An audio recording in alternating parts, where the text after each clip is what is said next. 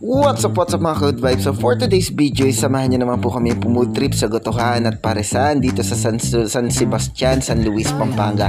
At sa unang araw, sa umaga nga po, let's go! At nasa good mood na naman ang Kuya Mark ninyo. At nakakita nga po kami ni Bro Chino ng lumulutang na isda dito sa malapit, sa likuran ng bahay po nila.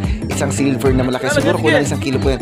At ayan, sinubukan ko nito dyan, pero buhay na buhay at nagpapanggap lang ng isda.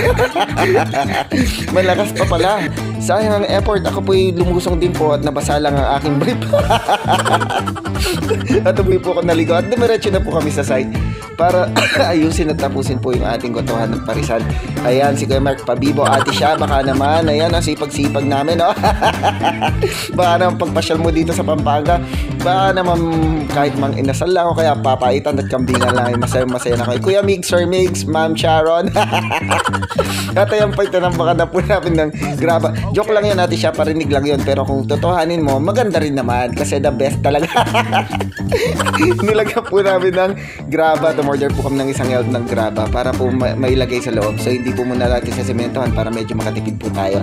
At pinunturuhan po natin yung ating grills at yung mga kahoy. So mamaya po papakita natin yung ating final result. So, Mami Pares ni Kuya Jason, dyan po kami kumain. Sa San Sebastian po yan, sa San Luis, Pampanga. So sa harap lang po yan ng gasoline station.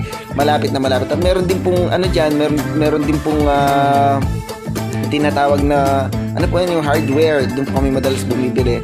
Shoutout na rin po para po kung naghahanap po kayo ng hardware, eh madali nyo po makita. So yan po yung ambience nila sa loob. Napakalinis po ng kanilang Gotohan at Parisan.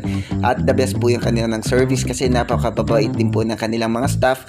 So ayan po yung price ng ayan, napakaganda po ng mga message po nila sa mga wall po nila. At napakaganda ng design po nila. So yan po yung mga price nila Kuya Jason sa kanilang Parisan at Gotohan. Usually po from 30 yung plain po, 40 po yung lugaw with egg. So lelot manok may 70 po sila, 120 naman po yung goto.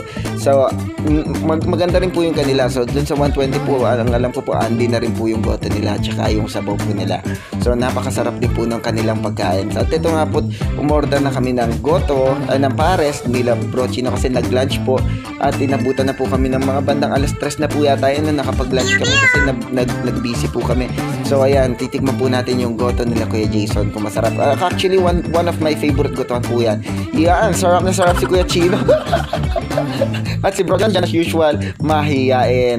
Let's go. Si Kuya Chino pwede talaga pwede talaga siya sa mga dyan po.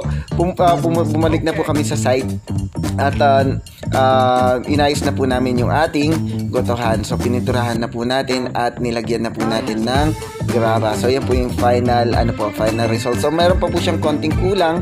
Siguro 1 days na lang po at tapos na po yung kusina natin. So yan po yung kitchen natin.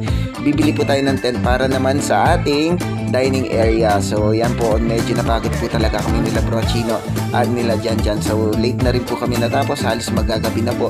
Kaya po sinulit po talaga namin ang pagkakataon na mataas po natin yung Gotohan para maservisyohan po kami namin kayo by June 1. So ayan po, ito po ulit ang Kuya Mark at si Botchog, si Chino at si Janjan, ang inyong mga ka-vibes.